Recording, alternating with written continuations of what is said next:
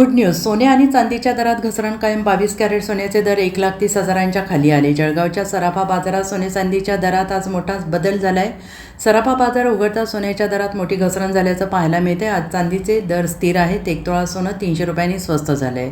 सोन्याच्या दरामध्ये घसरण झाल्यामुळे ग्राहकांना काहीसा दिलासा मिळालेला आहे.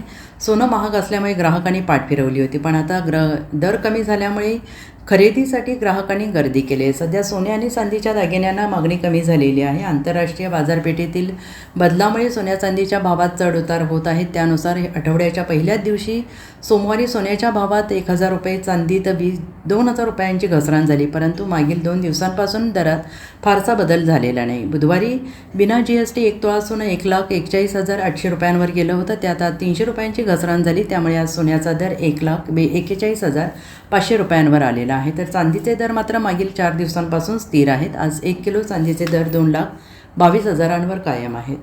Bureau report, SBN Marathi, Jalgaon.